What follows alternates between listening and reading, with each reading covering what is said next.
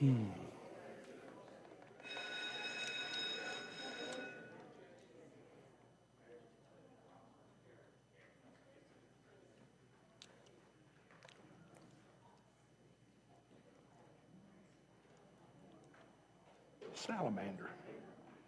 Salamander, What is that? it's a centipede. It's alive, whatever. Is it? Barely. Give it to Sherry. I'm hot. He said a salamander, but it was a centipede.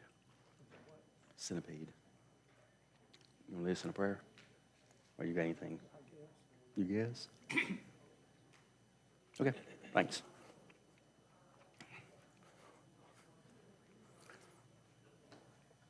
All right, it's time we get started. We'll be in Exodus chapter 21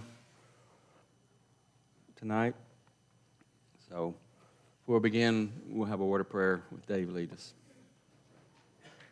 Our Father in heaven, we thank you so much for the chance we have to be here and study your word. We thank you for the blessings that we've received from your word, the guidance that we can enjoy, the hope that it gives us. We ask you to open our hearts and bless us with wisdom, that we may understand your word and know which way to go. And we ask you to be with us as we go about our daily walk, that we may glorify you in all that we do and exemplify our Savior, Jesus Christ. And we pray in his name. Amen. I said it's good to see everyone. We're going to go through Exodus 21 through 23. First, maybe not really a review, but a few thoughts continuing on some of the things we talked about Sunday morning with, in general, the covenant given here, and specifically, I guess you would say, with, as most people in the world will talk about, the Ten Commandments. And my first question is, how many of the Ten Commandments are we obligated to keep today? We got a 9. Okay. You might got another answer. All right. Yeah. Exactly. The next question that hinges off of that is, how much of the old law are we bound by this at this point? None. That was a trick question, Jack. It was. The Ten Commandments is part of the old law, right? So if we're not under any obligation to keep any of the old law, technically, over here, we keep none of the Ten Commandments. Chuck said 9. Chuck, why is there 9? Well, as I stated, I would say that just because of keep the Sabbath day and keep it holy. Mhm. As we stated, so we know we're not supposed to Right? murder and commit adultery and steal and honor your father and your mother. But you say we know we're not supposed to. Say it a different way. It's sin, but why is it sin? Why is it sin for us? If we don't keep the Old Testament, why is it sin for us? It's in the New Testament. We keep 9 of the 10 because they are repeated in the New Testament. So many times you will get questions from the world about, we got to keep the Ten Commandments. We got to do this. We got to do that. No. We're under a new law and we keep that new law. Now, some of those things are repeated. They are carried forward to the new law. Some of the things are not. And, as Paul stated, I guess in Romans, if you keep one thing of the old law because you think you have to keep it, how much of the old law are you responsible for? All of it. So as we go through our day-to-day life, we'll get questions like this. And it's a good thing to remember We're not obligated to keep any of the old law. It just so happens some prominent things that people think about with the Ten Commandments especially are reiterated in the new law, and they are commandments in the new law as well as the old law. So, just things to think about. One more question. What is the reason we are not obligated to keep the old law? And I'll rephrase. What are the reasons? Okay, we have a better law, which means the new law did what to the old law? It did away with it. What's another reason? Okay, let's go with an assumption the old law was not done away with. What's another reason we are not obligated to keep the old law? Okay. We're not an Israelite, I'm assuming. Who is the old law specifically for?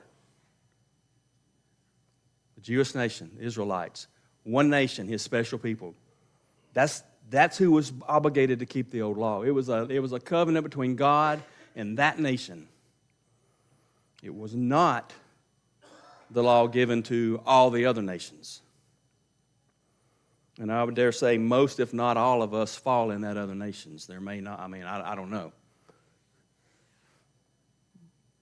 But the separation between the old law and the new law is there. And the old law is done away with.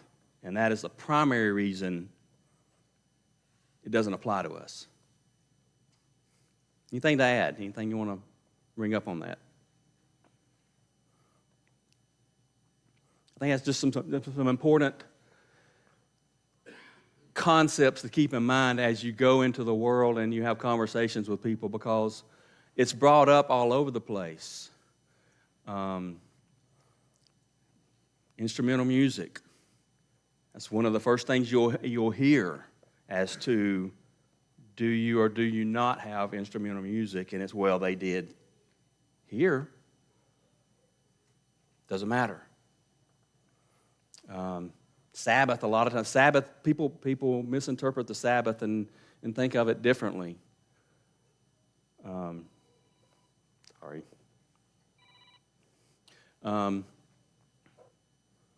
So it's just a thing to keep in mind, the differences in the old law and the new law and this covenant that's being given here. Oh, yeah.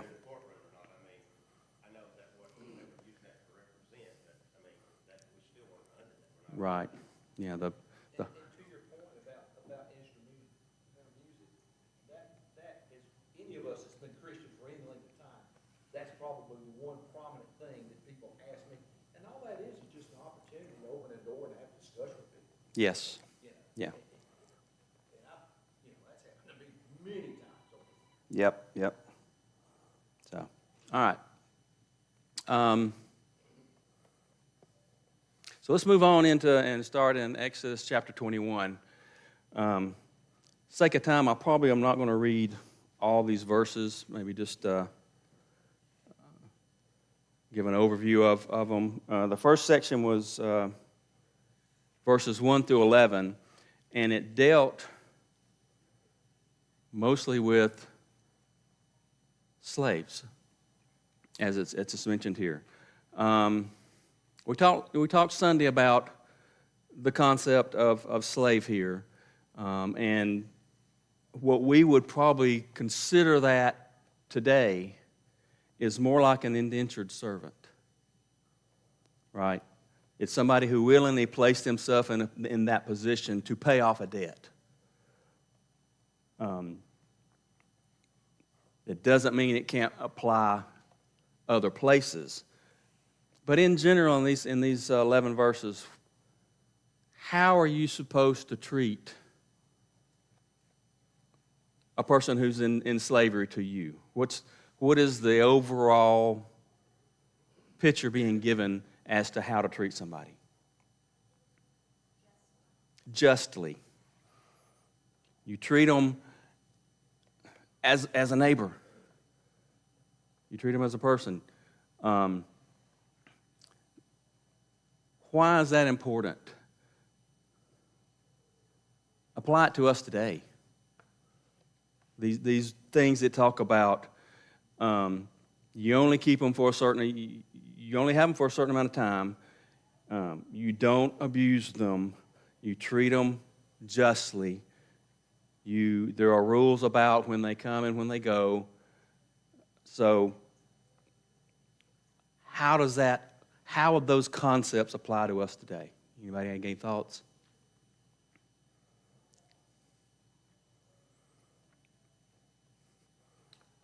And again, a lot of this is reiterated in the New Testament, right? Does Paul not talk about how the slave should respect the master and the master should respect the slave and treat each other with love? How do we, I've heard it phrased many times, the application to us would be what kind of relationship do a lot of people do they apply this to? Employee, employer. The slave is told, work hard, do your job, do these things. The master is told, treat them the way they need to be treated. Don't abuse them. Give them what they're supposed to have and need. And why is that?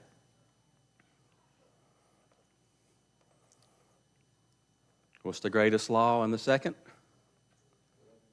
Love your neighbor as yourself. And the question was asked of Jesus, well, who is my neighbor? Everybody, anybody, including this person who might be working under you. No different than the guy that he got forgiven the debt and then he goes to Yes. concept with an employee. Yes. You work for somebody, even if you are the employer. Yes. Of everyone who's sitting in here who has a job, how many of you do not have a boss? I mean, almost everybody. There's always somebody else, right? Even if it's the customer. How do you treat the customer with respect?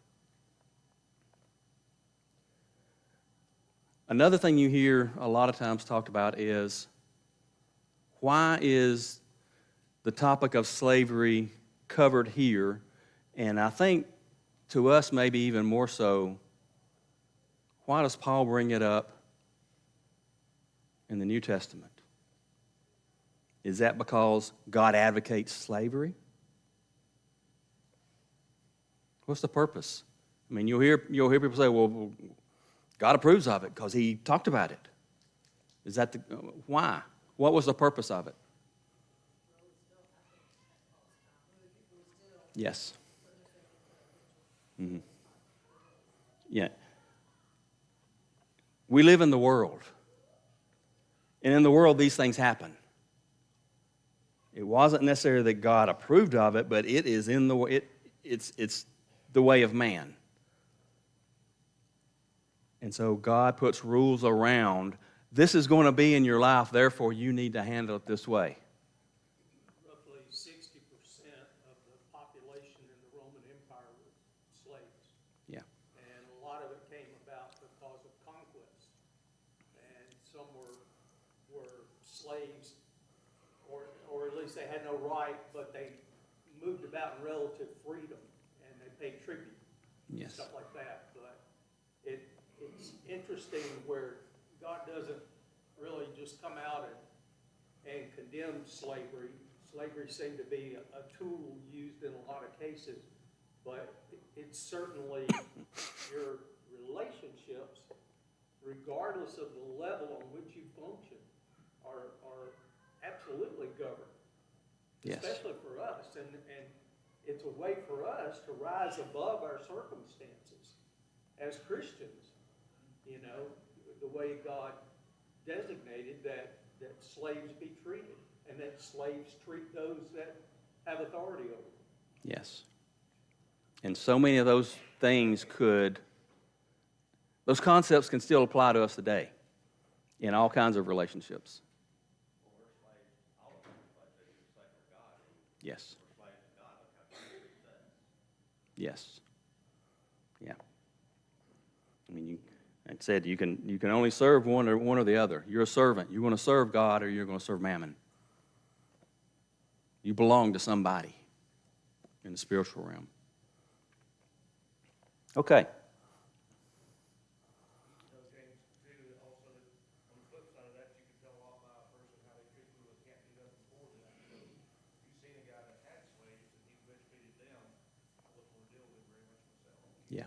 Yeah. It comes down to how you treat people. And like you said, how do you treat people who can't do anything for you?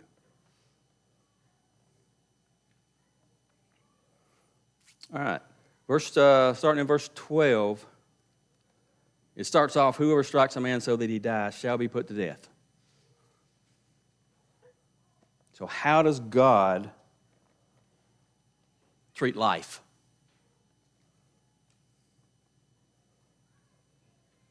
Sacred. It's sacred. And then there were some exceptions to that, right? What were the exceptions? If someone, through actions of me,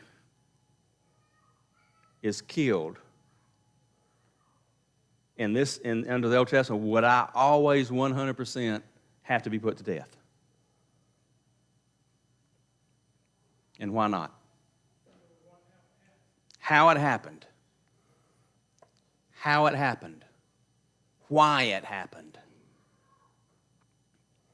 It basically says if I premeditated it and I wanted to do it and I set it up, I'm dead. I will be put to death. But if it's an accident, if something, for whatever reason, I accidentally cause someone's death. He hints at it here, but later on it's really set up once they get into the land. What was the process? If I killed somebody and I did it by accident, what am I supposed to do? What am I going to do? City of refuge. I run to that city of refuge. How many were there? You may remember? Half. 6. There were 6 cities of refuge. Correct me if I'm wrong. And I think there were 3 on each side of the Jordan. As I'm making my way to that city, what could happen with no consequences?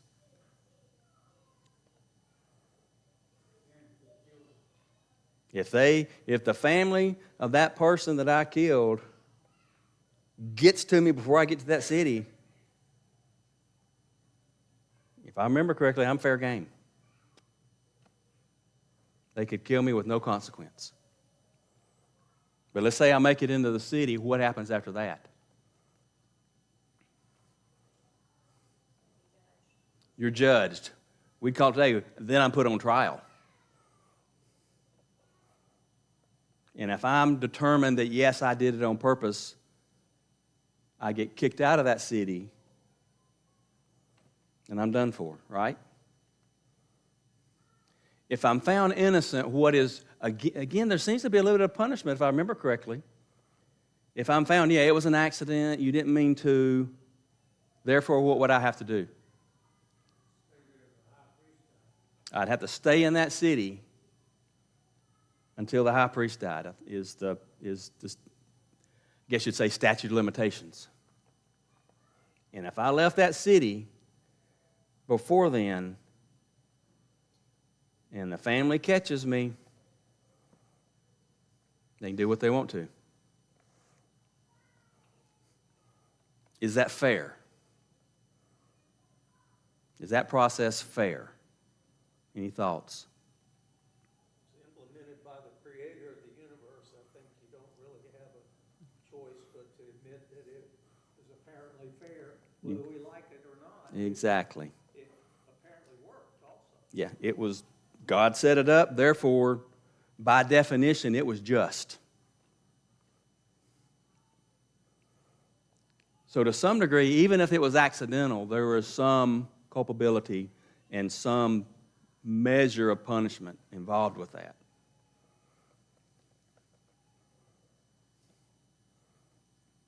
Any thoughts on it? How would it work today?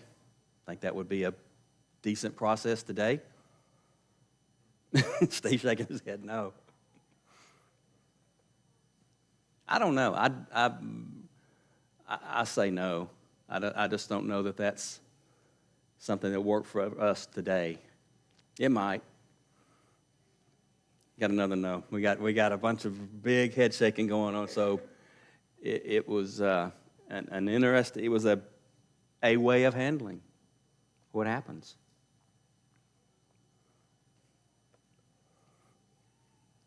All right, what are some of these others listed in verse 11 through 20 or so that constitute death? Whoever strikes his father or mother shall be put to death.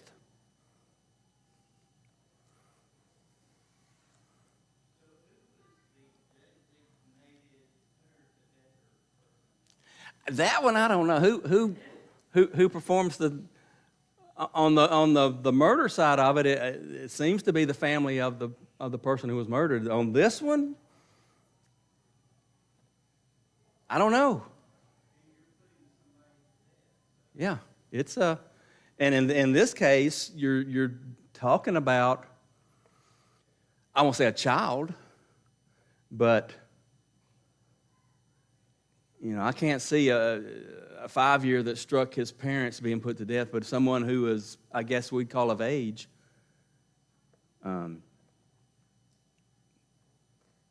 Is it the parents who do it? Is it? I don't know. I don't know that it's specified anywhere. Any family member? So.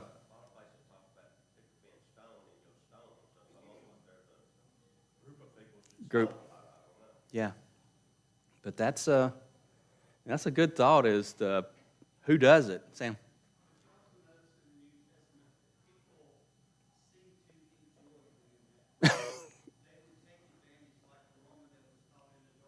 Yes.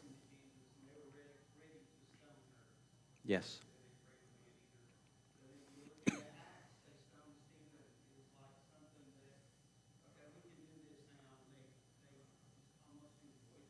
Yeah, it was the word that sometimes comes to mind is fanatical.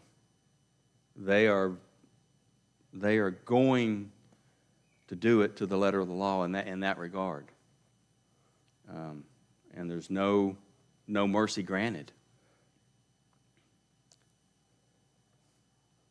What else? Anything else there?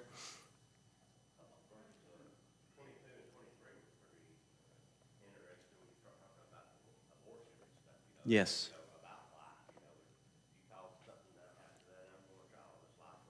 Yes, that's if for some reason somehow in a quarrel, an argument, you cause a pregnant woman to lose her child, life for life. And then there's other things that, and also if you look up previously, if verse 18, if there's quarreling and you strike one and he doesn't die but he's taken to bed, there's repercussions. If the slave dies, there's repercussions. Life was important. But then, verse 23, you have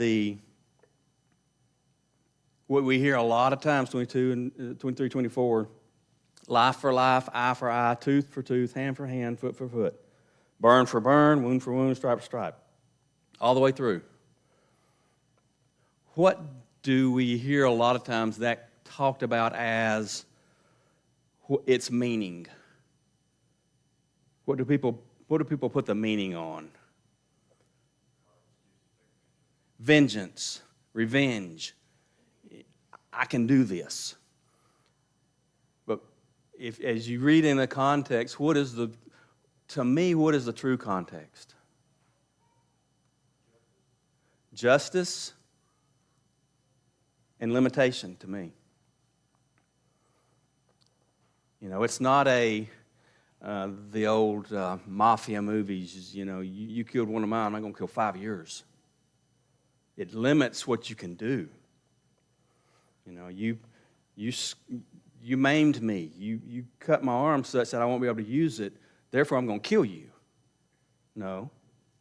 Stripe for stripe, wound for wound. You can't go beyond in your justice.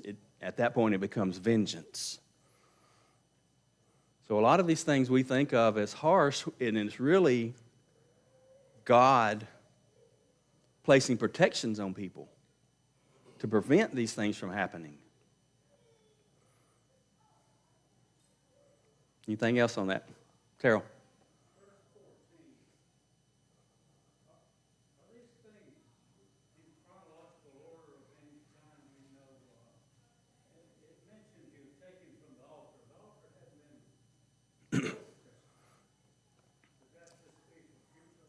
I think it's future reference.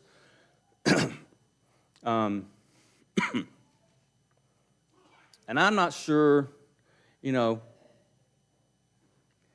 Moses wrote this down. When did he write it? Did he write it 40 years in the future of when this was spoken, and such that the altar was there at the time? Or, you know, I don't know that he wrote it this night. I don't know. But I do think it's written for future reference, just like in the cities of refuge. He says, you'll go to these cities that I will appoint. So it kind of mixes and matches present and future a little bit to me. And the concept of altar was not unknown to them at this time. They had altars in various places. So, Dave. It may be that he's using the word altar as a place of access. You know, you shall remove him and his access That could be. from me and my chosen people. Yeah, In other words, he's gone. He's out. Yeah, the removal of access. You also hear it talked about they're taken out of the camp sometimes.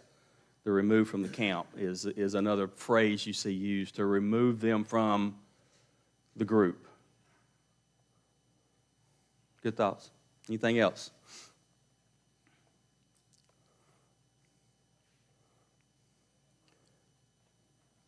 Okay. 28 through 32, it talks about these animals, various animals. It talks about, okay, if an ox gores a man to death, what happens to the ox? Stoned. Stoned, say burned even, I can't remember. Not eaten, but the owner is what? Acquitted, not liable. What's the exception to that? If it has a history of it, then he is liable. So there's a lot of, I don't even want to say it, a lot of thought in this. God's rules, and the word's been used a couple times, God's rules are just. This is just. If I have a, today it would be dogs. If I have a dog that hurts somebody under the old law, the dog would be put to death, but I would not be punished. But if that dog was aggressive and I knew it and it was always trying to get somebody, then I am liable. And what happens to me under this? If I knew about it, my ox was prone to do that, the ox is killed, and who else is killed? I am. Why? Didn't keep him pinned up. Go back to what we read just now. Life for life. I am responsible because I knew what could happen. It had happened before. They showed the tendency to do it, and I didn't do anything about it. It's really interesting how people put the emphasis on the Ten Commandments. Yeah. And yet, here we are in the very next chapter. And we're seeing the thou shalt not kill being completely. Yeah. I mean, it goes from this little bitty bud on a branch Yes. to this bloom of this giant, Yeah. growth, and it's like it just keeps spreading and spreading and spreading, and it makes you realize that the Ten Commandments are just very, very, very basic. Yes, they are. In our educational process, is you start there, but look where you got to go to really kind of comprehend how far-reaching they are. Yeah. It's like what I said Sunday when I talked about you're writing a thesis or you're writing I don't know, what was the big report you wrote in high school at the end of the year that you had to do all? Term paper. First third of the term paper, you tell them what you're going to say. The bulk of it is you go into detail on everything you said you were going to say. And then when you finish up, you tell them what you said. 10 Commandments is, here's the 10 things we're going to talk about. This chapter is, here's everything about life and the life of people and what happens if something bad happens. Everything to do with thou shalt not kill. Here's all the details. Why do they need details? Why wasn't thou shalt not kill enough? Why do you got to have all these details?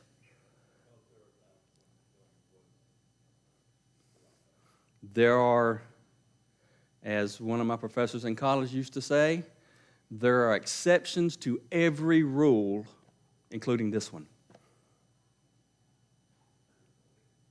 Anybody get that? There are exceptions to every rule, including the rule that says there are exceptions to every rule. We'll talk later, Chuck. But it also kind of reminds, I have 3 kids. And one of mine, and I won't tell you which one,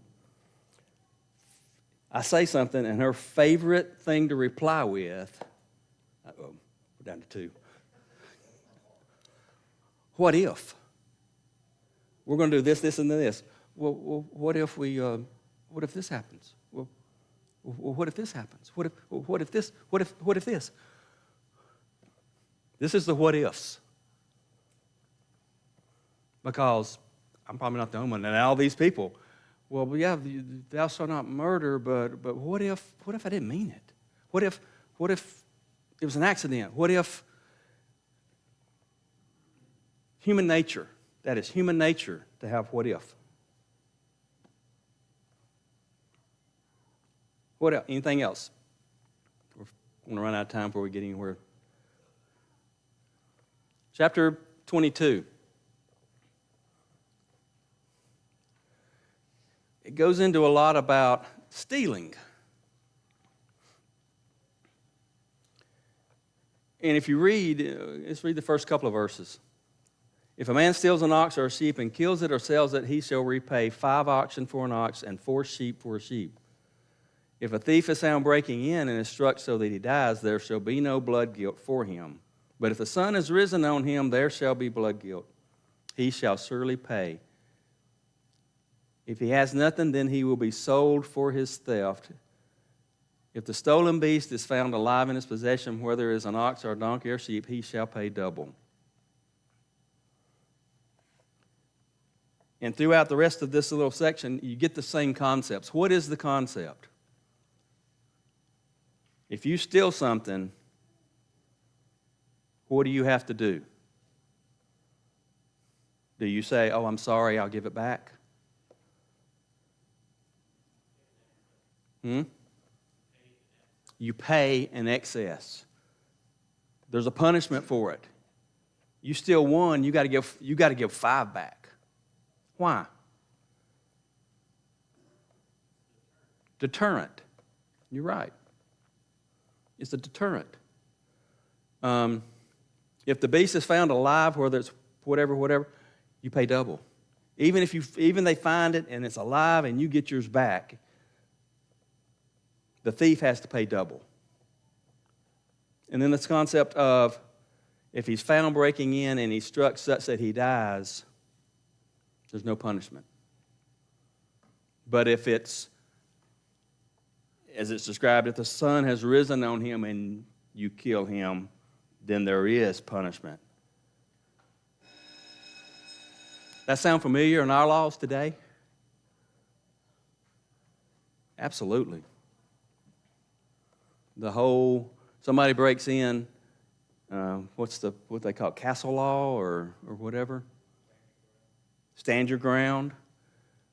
But if you chase them down and go to their house, chase them down and run them off the road and kill them there, no, that is not right in the sight of our laws, and evidently not in the right in the sight of God's law.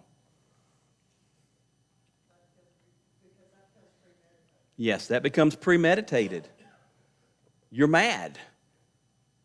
Jojo said, you're going after. This is not about protection. This is about vengeance now. If you're chasing them down the road and you catch them the next day and kill them, that's a whole different ballgame.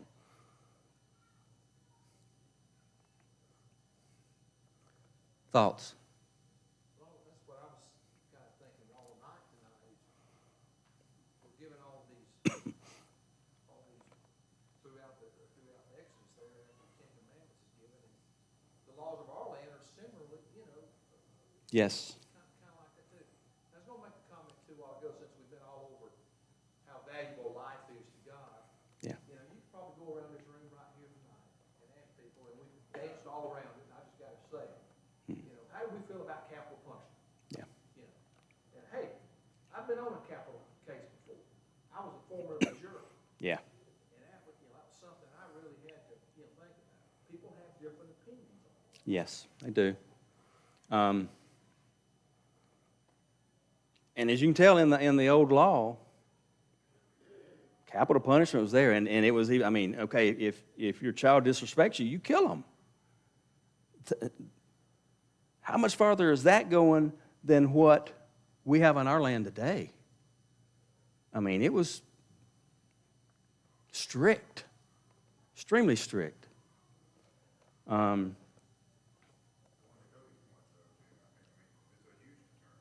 Yes.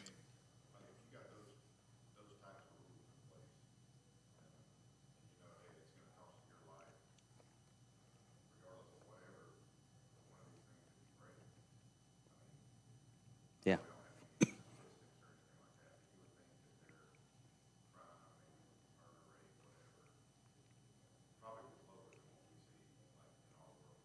Yeah, I think it was. I think the whole this is a massive deterrent.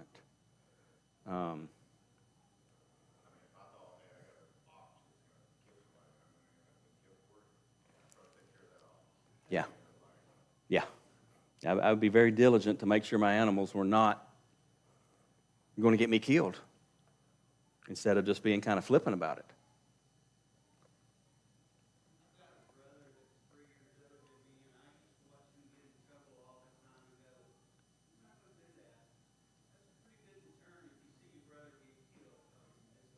Yeah. Yeah, that's that will keep us from doing things. I mean, learning by example, I guess you might call it. So, what else?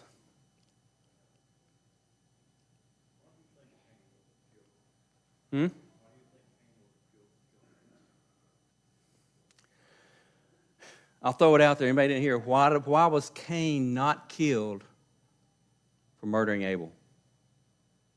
You may got any thoughts on that?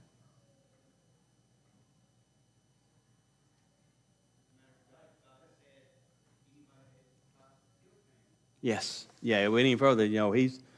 So the people knew, just like this, he was a killer, therefore he needs a life for life. And the people were commanded to not kill Cain. So what I had over here? Somebody's going to say? Yes. Yes. The only thing I've thought of in lots of little areas along that line is I think about, and this may be a terrible analogy, but how you treat your kids.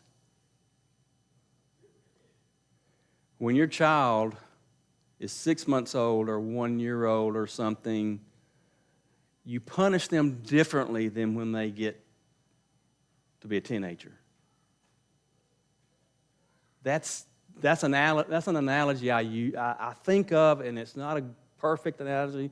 It may not even be a good one. I think it's spot on. You know, You're early in the history of man. yeah, You could say he was guilty of manslaughter, but he may not have been guilty of laying in wait. Just more of a crime of passion. right. And really, he didn't think about it. Well, as young as man was in the history of man, Mhm. you know, there may have been some lessons where God could teach others through Cain. Yeah. I think we even see the same concept in the old law and new law. You know, think of the Israelites as children and us more as the older adults in the age we live in. And that in the Old Testament, it was very specific on everything they did. You do this and this and this and this and this. And there was no explaining to it. It was just because I said so. You do this, you don't eat this, you eat this, you come here on these days. All these things. New Testament, we have lots of law, regulations, and laws, but what did Jesus say? You love the Lord your God with all your heart, mind, soul, spirit, and you love your neighbor as yourself. You do those things, you got it covered. That will encompass everything else.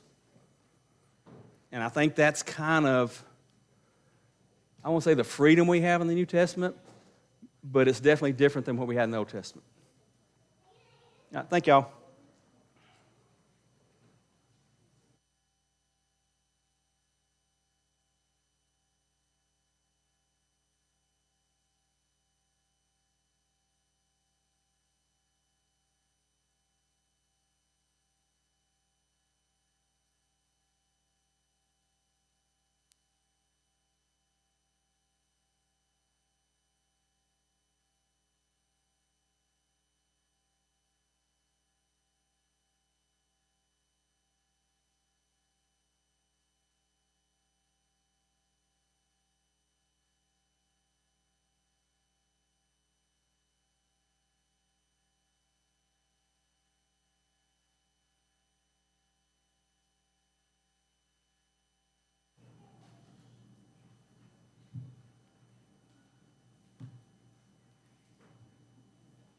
There's one question these days that I get asked more than any other. When are you going to retire? Probably 5 or 6 times a day when I'm around other people or talking to a customer on the phone. Everybody wants to know when I'm going to retire. My answer is I don't know. When I'm no longer having fun doing what I do, I'll probably seek my fun somewhere else. But when I was a kid, I'd ride around my neighborhood on my bicycle and hang out with my buddies, and invariably we would build forts and tree houses. What do I do now? I get in my pickup truck, I ride around the neighborhood with my buddies, and we build schools, hospitals, hotels, and shopping centers. I'm still doing what I did when I was a kid. It's a little different scale, but I'm happy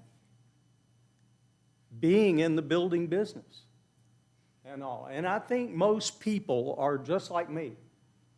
They look for something that gives them happiness. They look for something that gives them joy, right? You go on vacation and you go someplace where you're going to experience something that you have not experienced before. And you find happiness. Well, Paul said in Philippians, rejoice in the Lord always. And again, he says, again I say, rejoice. in the Lord. Let your reasonableness be known to everyone. The Lord is at hand. Do not be anxious about anything, but in everything, by prayer and supplication. With thanksgiving, let your requests be made known to God, and the peace of God, which surpasses all understanding, will guard your hearts and minds in Christ Jesus. I think peace is a lot of what we're looking for, and is one of the places that we find joy. When there's peace, you find happiness, right? It's easy to be happy. When I don't have a report due and 3 people calling me asking for the same report, there's no peace there until I get that goofy report done, and suddenly I'm not having fun, and I'm thinking, I need to retire. You've been there. Chuck, I can see the look on his face. He's right there. But the peace that passes understanding is available to us. One of the reasons that work doesn't bother me is because one of these days I'm out of here, and I'm out of here in a big way. I'm going to a place where there's peace. I'm going to a place where there's rejoicing. I'm going to a place where there is truth, where there is honor, where things are just, they're pure, things there are lovely, they're commendable, they're excellent, they're worthy of praise. That's what Paul says in Ephesians chapter 4 and verse 9.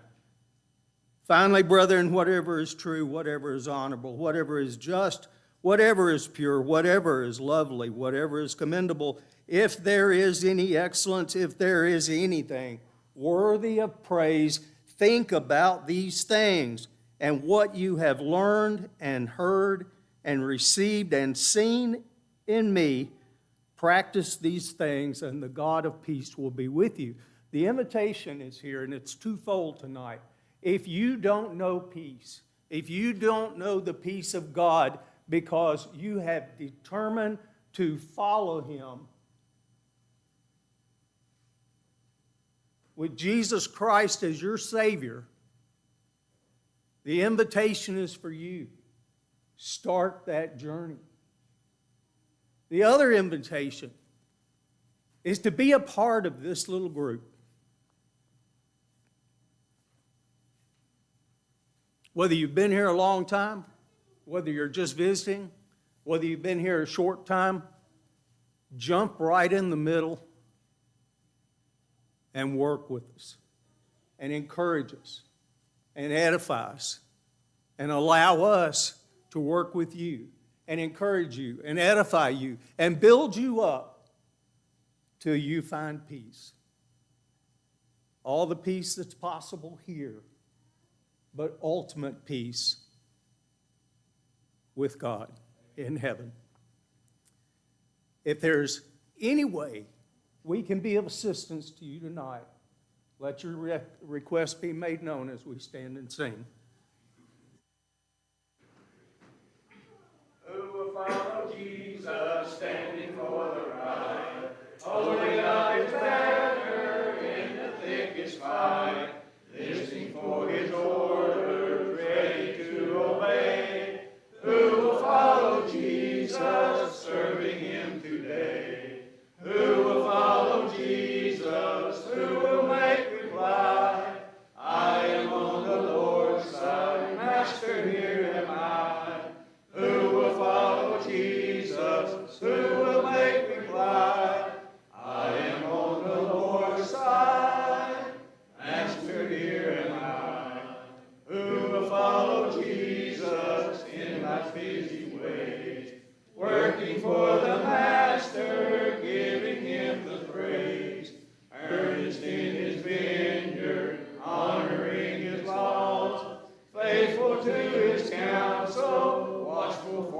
cause? Who will follow Jesus? Who will make reply? I am on the Lord's side, Master, here am I. Who will follow Jesus? Who will make reply? I am on the Lord's side, Master, here am I. Who will follow Jesus in his work of love, leading others to him, lifting prayers above? Courage, faithful servant, in his word we see. On our side forever will this Savior be. Who will follow Jesus? Who will make reply? I am on the Lord's side, Master, here am I.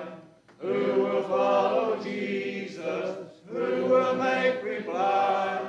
I am on the Lord's side, Master, here am I.